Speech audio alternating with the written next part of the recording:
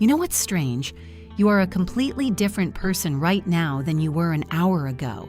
Not your values, not your soul, but the way you speak, how loud your laugh gets, the jokes you make, how much space you allow yourself to take up in a room. All of it shifts depending on who's standing in front of you. And the strangest part? You barely even notice it happening. Think about it. Around your parents, there's a version of you that's careful, measured, maybe a little smaller than you actually are. Around your closest friends, someone else shows up entirely, looser, funnier, more honest. You say things you'd never say at home. At work, you wear something that almost feels like a costume. And then, when you're finally alone, you exhale, like you've been holding your breath all day without realizing it. So here's the question that might have quietly haunted you at 2 a.m. Which one of those people is actually you? Here's what nobody tells you. This isn't a flaw. It isn't a sign that you're fake or lost or that you don't know who you are. Your brain actually does this on purpose.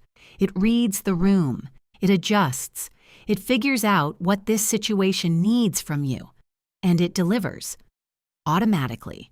Without asking permission. Every person on earth does this. The difference is just how much you notice it. Some people shift slightly. Same person, different volume.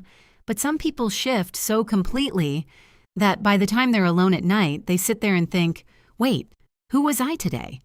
And that question doesn't feel like curiosity. It feels like a small, quiet crisis. Think about water. Pour it into a glass.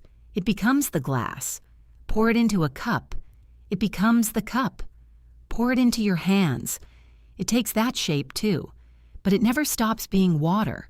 You are like that. In one room, you pour yourself into the shape of a son, a daughter, a sibling. In another room, a best friend. In another, a colleague. And every time someone asks, which shape is the real one? The question misses the point entirely. The water was never the shape.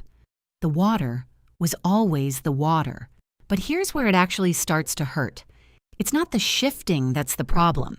It's when the gap between your versions grows too wide, when the person you are at work and the person you are at home feel like two strangers who've never even met. When you've said, I'm fine so many times, you forget what not fine even feels like anymore. When someone calls you confident and you're nodding, while something inside you is quietly laughing at that word, that's when the shifting stops being natural and starts feeling like disappearing. Every room you walk into makes a silent request. Be smaller here. Be funnier here.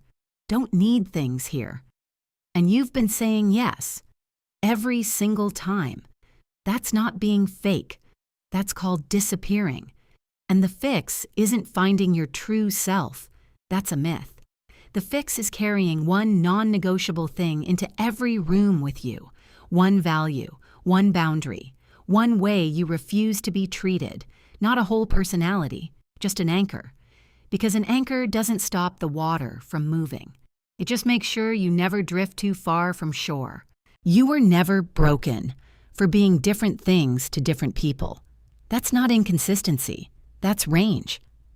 The problem was never the shifting. It was leaving yourself outside the door every time you walked in. You don't have to be the same person in every room. You just have to bring yourself into each one. That's the whole work. That's it. If this is the kind of question that lives in your head rent-free, there's more waiting for you here. The next page is already open.